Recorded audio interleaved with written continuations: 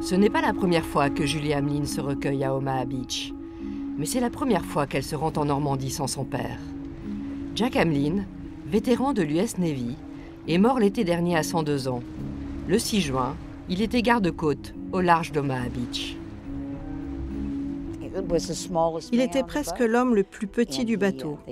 On lui a mis une corde autour de lui, il est allé dans l'eau et on l'a accroché avec la corde. Il a regardé si quelqu'un était vivant ou blessé pour les ramener au bateau. Il avait 22 ans et a sauvé plus de 70 hommes ce jour-là. Mais il faudra 50 ans à Jack Hamlin pour évoquer ce qu'il a vécu le D-Day. Vous savez, il n'a jamais parlé de cela jusqu'à ce qu'il déjeune avec la reine Élisabeth. Pour le 50e anniversaire, il était invité et avec le décalage horaire, ils l'ont appelé tôt le matin. Mon père a cru à une blague et quand il a entendu Buckingham Palace, il a dit « Rappelez-moi demain matin ». Et ils l'ont fait. Et donc il y est allé, mais ce qui s'est passé ici, il n'en avait jamais rien dit. Jack revient ensuite souvent en Normandie pour les commémorations.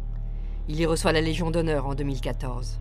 Il y a 10 ans, se noue une amitié très forte avec 3 Français passionnés d'histoire.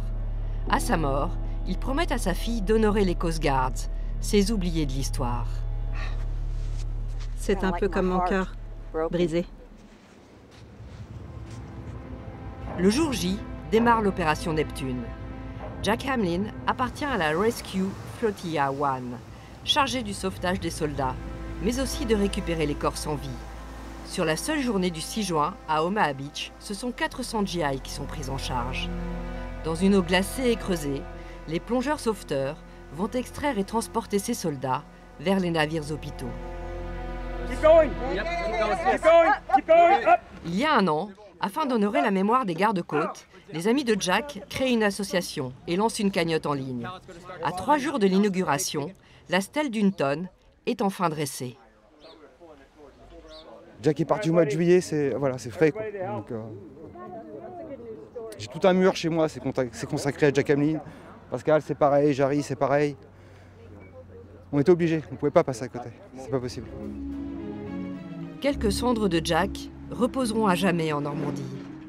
Là où, il y a 81 ans, jour pour jour, il a permis à tant de jeunes gens de rentrer au pays.